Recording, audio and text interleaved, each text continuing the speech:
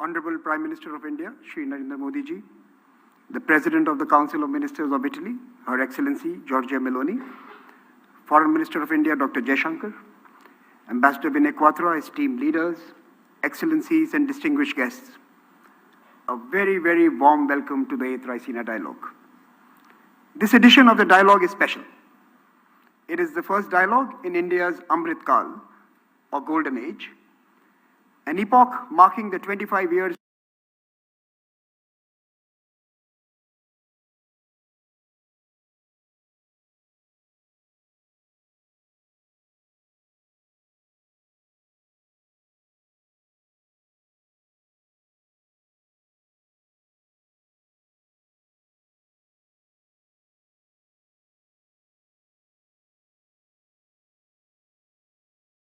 leading up to the Raisina Dialogue seeks to be an ideas companion in this journey of India with the world.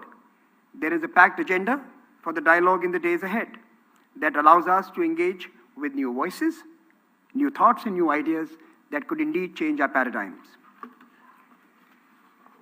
2023 is also significant for India as it is the year of India's presidency of the G20, a group of nations that are pivotal to the world's future because their choices have cascading regional and global consequences.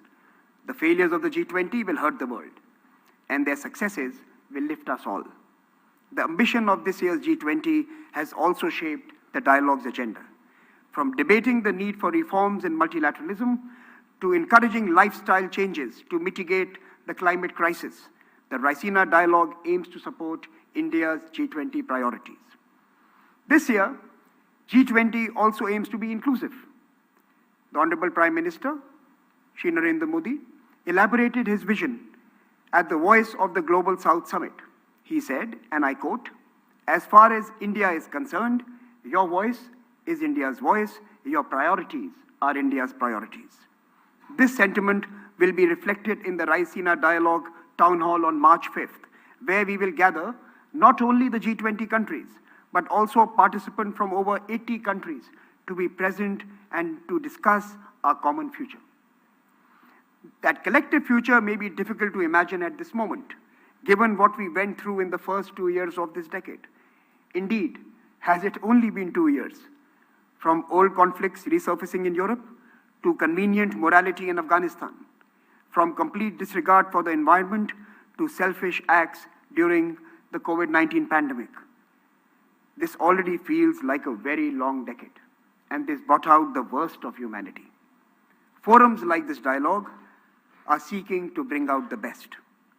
It is during these gatherings that exaltations could catalyze an inclusive development policy that is fit for purpose. The theme for this year's dialogue is provocation, uncertainty, turbulence. Lighthouse in the tempest? Question mark. Can all of us assembled here in New Delhi be a lighthouse in our own way? As the world is being battered by a perfect storm, multiple beacons are needed to illuminate the way. India seeks to be one of them and to inspire others to be the same. Last year, as we opened the dialogue, we made 2 promises to the Honorable Prime Minister. First, that as hosts, we would follow the sun to where the best and most plausible ideas await. And second, we committed to investing in building the next generation of global diplomats. This year, on February 18th, we launched Raisina at Sydney, alongside the editions we host in Delhi, Berlin, and Washington, D.C. This dialogue is now truly chasing the sun, seeking inspiration from across the globe. This October, the past October, we also inaugurated the Raisina Forum for the Future of Diplomacy. Hosted in New Delhi and Varanasi, it brought together diplomats from over 30 countries to rethink their official responsibilities and ethics. The world's diplomatic corps are now the first responders to everything, from health crisis to man-made and natural disasters. The investment in skills and character that may be demanded of them need to be invested in and need to be invested in now. Continuing our tradition of engaging the brightest minds from around the world, we welcome the 2023 batch of the Raisina Young Fellows who are seated here to my right. We have 48 fellows from 33 countries and a community which is now close to 2,000 from over 110 countries.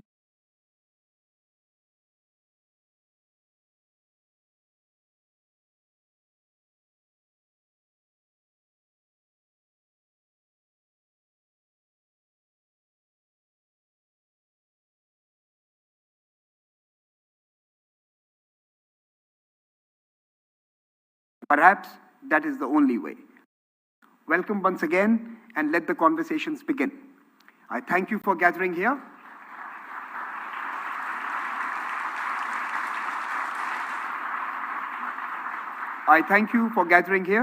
And I want to now invite the chairman of the Observer Research Foundation, Mr. Sanjay Joshi, to introduce the dialogue and our keynote address and inaugural speaker. Mr. Sanjay Joshi, the mic is yours.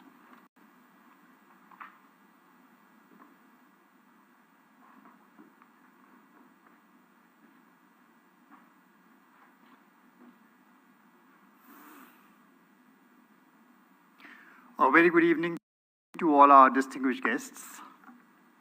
Honorable Prime Minister of India, Shri Narendra Modi ji, our guest of honor, Excellency Giorgia Meloni, Prime Minister of Italy, Honorable External Affairs Minister, our partners, the Ministry of External Affairs, Ministers, Admirals, Generals, this distinguished gathering assembled in this room for the 8th Raisina Dialogue. 2 decades ago, the phrase Vision 2020 used to evoke hope and optimism over the future of a 21st century world, riding on the back of global value chains, free markets, into a world of universal prosperity. Well, 2020 came, and instead of a well-lit road going to the future, we seem to have hit a series of blind spots one after the other. And today, the engine of globalization, which is supposed to be the engine of growth, lies broken, rudderless. And as we assemble for the 8th edition of Raisina Dialogue, we are challenged responding to a world where multilateralism lies fatally wounded. Wounded in wars that spill into multiple domains that no Geneva Convention controls. Trade, global finance, energy, food, everything is a weapon. A hyper-connected world, hyperventilating on Twitter 24/7, where the pandemic of hate and anger spreads with greater virulence than COVID-19 ever did. Now, what rules of engagement do we now create for countries and people that seem to have no desire to talk to each other? Well, some argue that the answer lies in building gated communities of nations that grant membership based on the reliability of the cardholders. Minilateralism, we called it. Well, others think that the answer lies in running the world's financial affairs out of a global capital located perhaps in the Swiss resort town of Davos. Both are fatally flawed. The problems that confront us cannot be confined within these walled gates. There's a real world out there which will keep invading, shattering the carefully constructed narratives, the norms, the sanctions that prop up these virtual domains. And caught in between all this are nations, middle powers, beleaguered emerging economies that, given a choice, have no interest in engaging in geopolitical competition, much less playing ball with revisionist powers keen to overturn the existing global order. These nations bank upon global multilateral institutions to manage potential conflicts and smooth the impact of trade wars and great power rivalries. And yet, as the business of governance has got more complex, more complicated, more than ever, we need new rules for the road now. We need new rules of the road now because we no longer travel just as a community of nations. We have been joined by many new actors who can traverse these highways with far greater speed than the nations ever do. And these are tectonic events which are taking place, and the greater their magnitude, the weaker is becoming our capacity to respond to it. And mind you, this is only Act 1 of this play. Already we see technology move in to substitute agency-led order and norms by discrete, anonymized protocols for finance, trade, commerce, and communications. For good or for bad, it is difficult to tell today. But in Act 2, which is coming, which is called the age of the intelligent machine, now, unlike science fiction, the machine age does not manifest itself suddenly as an omnipresent, all-knowing chatbot appearing one fine day. Instead, it is slipping in each day, camouflaged in a forest of cookies, protocols, self-learning algorithms, Kafkaesque structures, which fashioned by tech entrepreneurs, advertisers, agents, ordering and controlling the lives of the governing and the governed both. The question is how democratic or how intrusive these are going to be, and that is a question which is going to keep on haunting us. And we can be sure that in the days ahead, the negotiations and the confrontations to settle these structures are going to be very intense. So the Raisina Dialogue 2023, today we are holding it as India takes charge of the G20, and a year that promises to be more than the ordinary. This forum comes at a time when many of us in Delhi believe that we have the ability to incubate conversations where many of these posers must be responded to. Our hope is that the Raisina Dialogue becomes one of the most influential of these platforms during India's presidency, a forum where each one of us in these troubled, tempestuous times contributes to the quest for answers and becomes part of the lighthouse that guides the ship back safely to shore. Thank you. And with that, I would like to invite Her Excellency Giorgia Meloni to deliver a keynote address. Over to you, ma'am.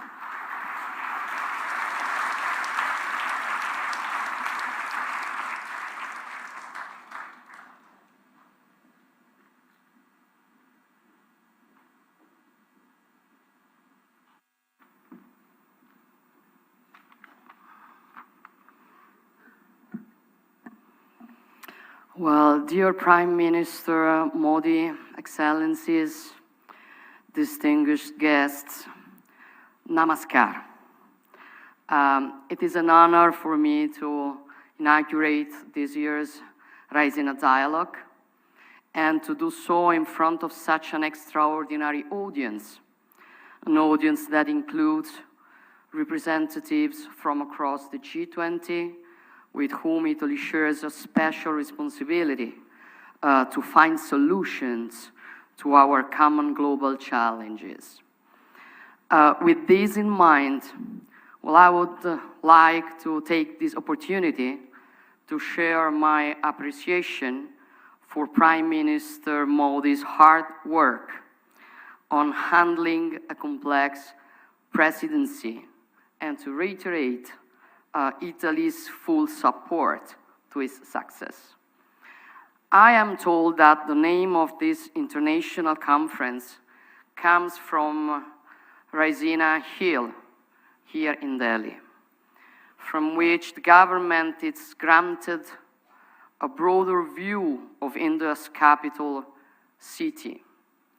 In troubled times like today, this is, I think, a fitting metaphor of the vision that we as leaders, thinkers, civil servants need to adopt. It reminds me of the Palatino, the Campidoglio, and the other hills on which our ancestors founded ancient Rome more than 2,000 years ago, from which an extensive network of roads connected different provinces, leading from the center of the Italian peninsula to very diverse cultures. And I think that it is also the way we need of doing politics today. When I was running for the electoral campaign, I said that I didn't want to climb the institutions to gain power. I wanted to climb the institution, for it is the only way that you can have a better view of what is happening and give best solutions. And that is exactly what I see today. As we look at events around us, our identity shapes our field of vision, both as individuals and as nations. Identity is shaped deeply by geography, and at the same time, our thoughts could be shaped by provocation. Here I would like to try to interpret in a positive way the very interesting question posed by the organizers of this conference. And I will start from the word provocation, which could certainly be considered as an affront to our sensitivities, but also as a spur to think and accept the challenges of uncertainty and turbulence.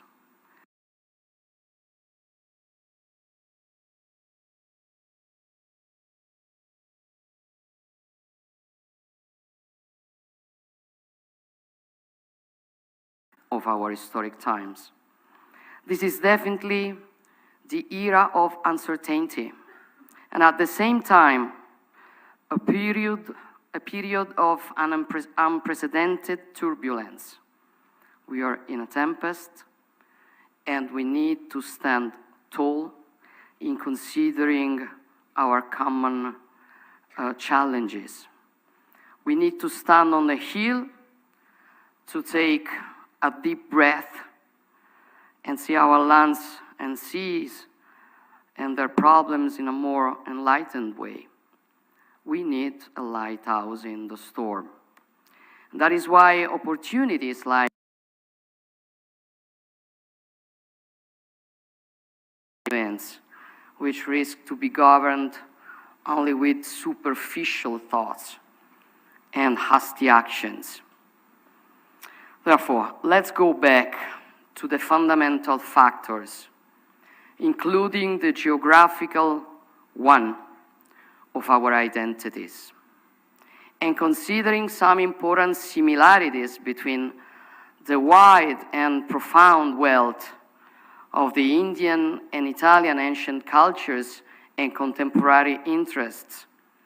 I wonder if one can speak of the concept of peninsularity, which could have a place next to those of insularity and continentality.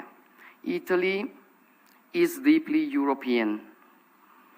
Our roots and history, they are European. And together with the nation across the continent, we've built Europe's identity through the centuries. Yet all of Italy's long coastlines are bathed in the Mediterranean, the natural environment where the Judaic, Christian, and classic roots of Europe have developed.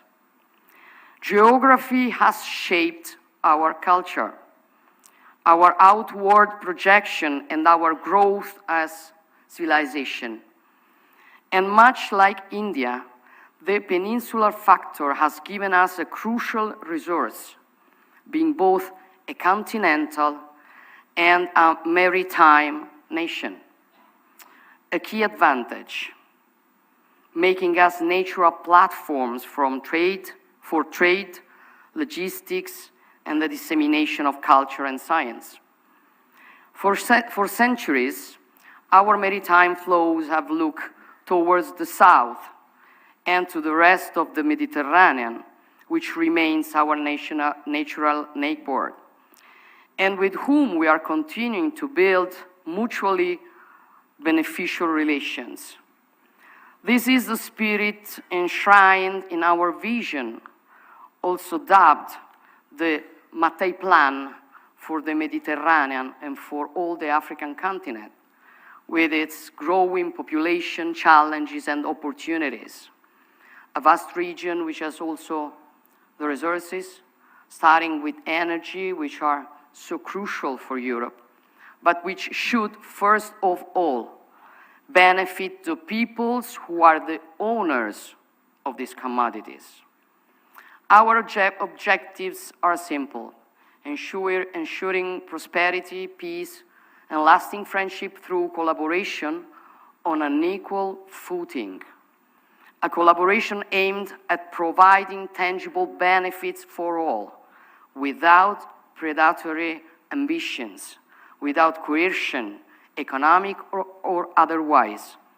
In those first few months of my tenure, I gave priority to developing equal partnership on common priorities such as energy, and Italy is working to be the bridge connecting the Eastern Mediterranean, Africa, and Europe. Producer countries should benefit from their resources for their own prosperity and stability. Green energy, hydrogen, and electricity will more and more be locally produced for their own citizens and for Europe. Much like the energy transition, the digital transition is also based on connectivity. Data are the energy of our digital societies, and they will flow from India to Europe across the Mediterranean and Italy. The Blue Raman project will link the Indo-Pacific to our European economies. In the past, the Alps at our north protected Italy, but they were also the area of connection to the rest of Europe. Likewise, the Mediterranean Sea was for centuries a sort of blind alley, the extreme appendix of the Atlantic Ocean. Human progress and ingenuity, however, made the impossible possible. A change in geography, a passage from the Mediterranean to the Indo-Pacific through the Suez Canal. Today, the Mediterranean is really the sea in the middle, the basin which stands between the two major maritime spaces of the globe, the Atlantic and the Indo-Pacific. Italy, with its peninsula, which lies in the very center of the Mediterranean Sea, continues to be in every way a fully integrated part of the Euro-Atlantic community and of the cultural and political West. But it is more and more projected towards the Indo-Pacific, regaining the history of our maritime republics and of Marco Polo, especially after the opening of the Suez Canal. The laws of physics, starting with the communicating vessels, are those of trade. The impact of such a shift are hard to exaggerate. 150 years later, as the Indo-Pacific has become a crucial center for gravity for the global economy, 40% of the EU's foreign trade passes through the South China Sea, and much more transits through the Indian Ocean. Our two regions are more interconnected than ever before. Together, we account for 70% of global trade, and the EU has become the biggest investor in the Indo-Pacific, which contributes to two-thirds of global economic growth. The world's oceans connect us. They are essential to global commerce and our way of life. Today, shipping makes up 90% of all international trade, and freedom of navigation is crucial for our economies. Global interconnection has enabled our economies to cooperate and flourish, but it comes at a cost, especially in times of turbulence within the international community. What happens in Europe affects the Indo-Pacific in ways it would not have in the past. And what happens in the Indo-Pacific has direct repercussions in Europe. This is not a surprise. This is not a black swan. It is rather a gray rhino we should have seen. And it is something we need to keep in mind as we move forward. This implies a new approach on how we work together. We need to see the world through progressive lens, to focus with the same level of attention on both long and short-term dynamics. We face a war of aggression which brings us back to the tragedies of the 20th century, but at the same time we need to have the necessary vision to be prepared for the challenges of the 21st century. The COVID-19 pandemic shook the foundation of international trade and mobility, exposed profound weaknesses in the resilience of global supply chains and in globalization as we knew it. They said we could solve every problem with free trade. We were going to have democracy and richness for everybody. It wasn't like that. And we have to face what we were wrong in. As we worked to overcome these challenges, recover from the pandemic's devastating impact, and restore global trade flows, the Russian war of aggression against Ukraine disrupt global energy prices, endangered food security, and sent waves of inflation across the world to the detriment of the most vulnerable, especially in the global south. And it also put at risk global stability, peace, security, which depend on a predictable, rule-based international order. Just 1 year ago, we were poised to face the challenges of the 21st century, which were eradicating poverty, addressing climate change, managing the impacts of digitalization on information flows and on daily life in our societies, handling the advent of new technologies such as quantum computing and artificial intelligence. However, the events of February 24th last year brought us back to the wars of 20th century. I was in Kyiv last week. I witnessed a hard reality on the ground. I felt the strength of the Ukrainians' national spirit among the destruction. The war is a war in Europe, distant geographically from many other parts of the world, which in many cases are facing their own hardships closer at hand. This should not, however, overshadow the relevance of what is at stake. The Russian attack is not simply an act of war or a localized conflict. It is an act against the territorial integrity of a sovereign nation in violation of the fundamental principle of the global order that enables the international community to thrive. And we cannot allow the very foundations of international law to be threatened, without which only military force would be taken into account, and every state in the world would risk being invaded by its neighbor. These are not only the interests of the European countries. These are the common goods for the coexistence of all countries of the world. We cannot sit idly in the face of this, with this provocation at the heart of the UN Charter, which threatens to undermine stability across the globe. And we cannot allow the law of the strongest to overcome the strength of law. I know that there are many who feel that Europe has in the past failed to acknowledge that the world's problems are also its own.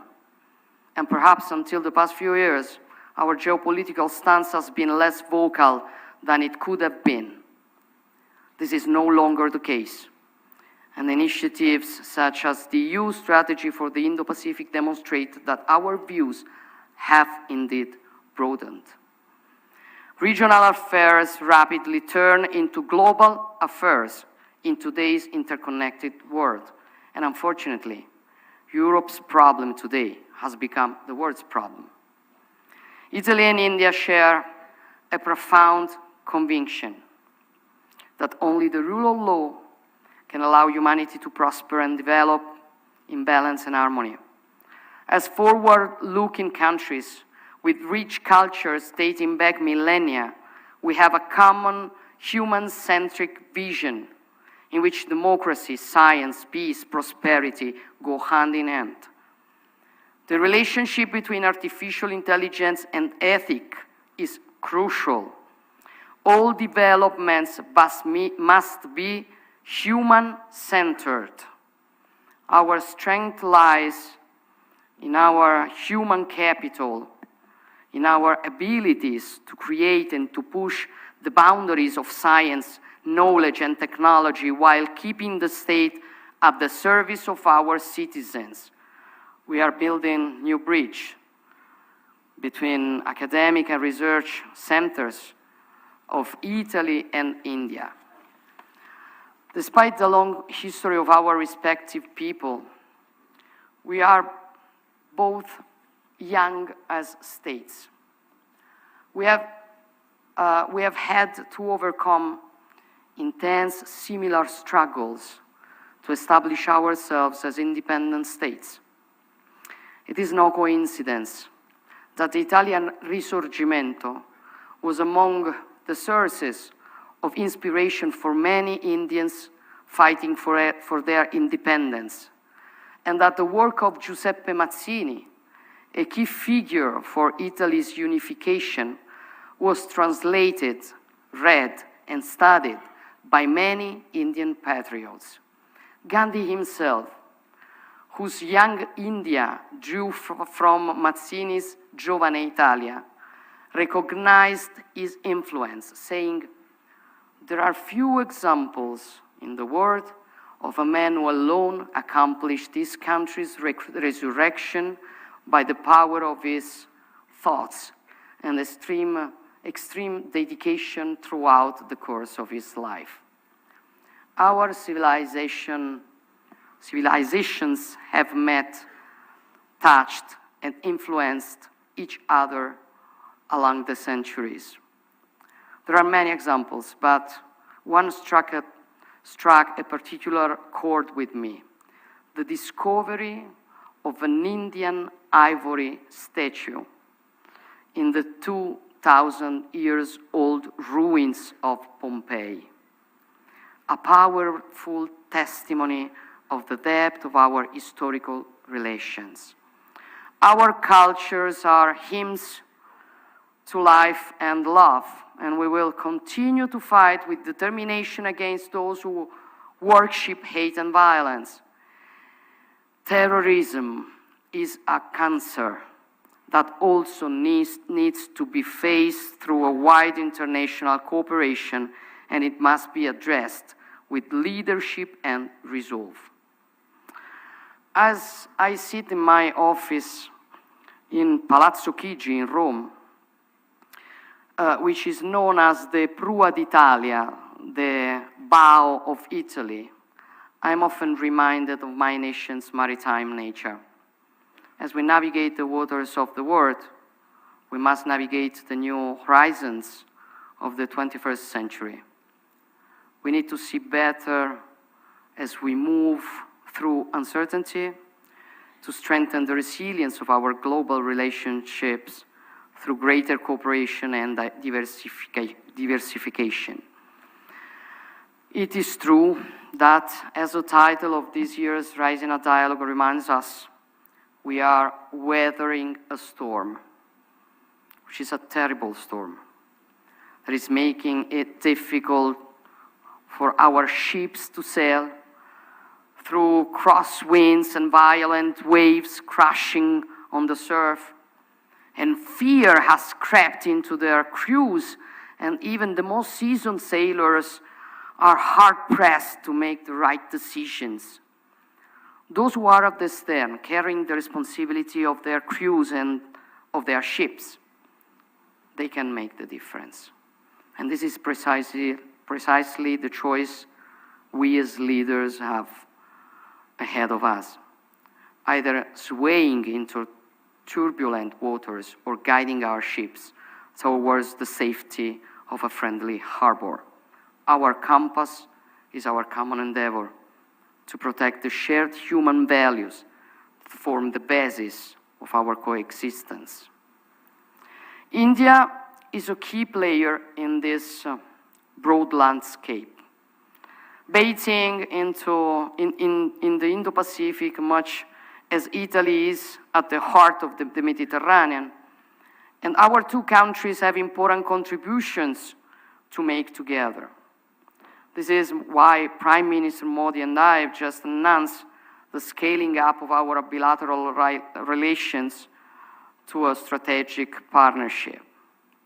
Building on bilateral tools and broader programs such as the EU Global Gateway, Europe and the Indo-Pacific, but also Latin America and the African continent are enhancing their collaboration on all fronts, from connectivity to infrastructure and fair and sustainable trade, while keeping in mind the strategic priority for all of us, which is the energy transition. And this will be a key element in the global fight against climate change, to which we all need to contribute with different tasks and responsibilities. We have to do it bearing in mind our responsibilities towards the future generation, but also to our citizens today, and we need to do it in a balanced way. Each country has to do its part. Failing to do so, it would have a profound impact on humanity worldwide, directly through food shortage, drought, extreme weather events and other disasters, but also indirectly through new conflicts arising from climate-induced migrations and transboundary disputes over scarce resources. The need to accelerate the energy transition has been compounded by the energy crisis, which has highlighted the vulnerability of economies across the world.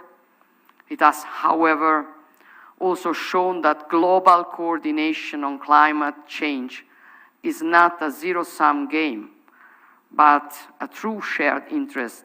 The same is true for technological development and dissemination, where Indian countries throughout the Indo-Pacific have a central role to play, given their highly skilled workforce, their resources, and their strategic position along the global value chains. Our ability to work together on renewable energy, green hydrogen, circularity, and the twin transition will determine our success. And it requires a functioning international order. And this is something that we, humans of the 21st century, cannot do without, and that we need to nurture and reaffirm at every turn. The governance of multilateral organization must be updated, but the cornerstones of multilateralism cannot be put in question, as they are also the cornerstones of peace and freedom. Let us not feed the false metaphor of a world divided, the West against the rest. The unshakable unity in the face of the growing threat to international peace and stability goes well beyond the Western interest. It is a common interest. And this is, I believe, a key message that could emerge from the Indian G20 presidency, as well as from the Raisina Dialogue. A message of hope, a message of unity. every nation can be a lighthouse. With the wealth and pride of its tradition and identity, which somebody would like to forget or hide or kick. But we are nothing without our roots, our rights, and the capability we have to recognize them. They depend from our tradition. And who wants to kick our tradition, our identity, wants to kick our rights. So it's an important struggle that we are facing all over the world. And I know that on this, we do agree the same point of view. Lighthouses do not obscure each other, but they can shine together and help all of us to navigate in these troubled waters. Thank you very much.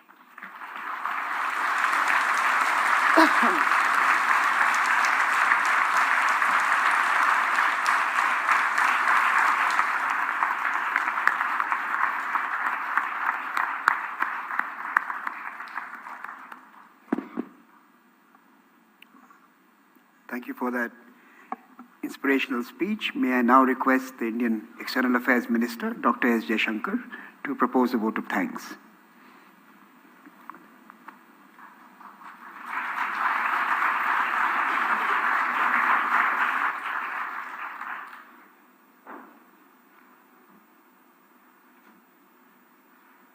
Prime Minister Narendra Modi ji, Prime Minister Giorgia Meloni, my distinguished foreign ministerial colleagues, excellencies, ladies and gentlemen. I think you have heard both from the keynote speaker and the two speakers before her about the state of the world. And that state of the world is captured obviously by the theme of this conference. But it's up to each one of us to see whether we put the focus on the tempest or the lighthouse. I think a lot of us, certainly in India, we can see the lighthouse shine quite brightly. We believe that for all the challenges in the world, there is the leadership, there is a vision, there are solutions, and much of that today forms the agenda of the G20. So it's my honor today to propose a vote of thanks. I particularly thank Prime Minister Meloni for joining us this evening. I thank the Prime Minister, Narendra Modi ji, for, and to all of you, I wish you a very, very productive conference over the next few days. Thank you very much.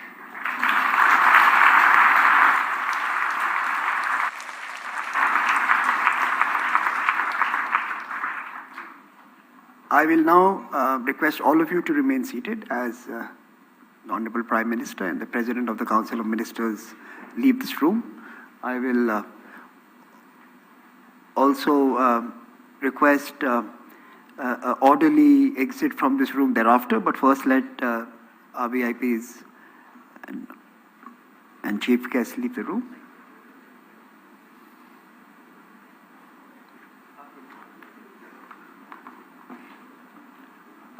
Thank you so much. If I could request everyone to please remain seated. Please remain seated while the Prime Minister goes into the Wazir room. Could I request the room? सीधा प्रसारण आप देख रहे थे Raisina dialogue की, जहां पर के प्रधानमंत्री नरेंद्र मोदी ने रायसीना संवाद 2023 का उद्घाटन किया और इटली की प्रधान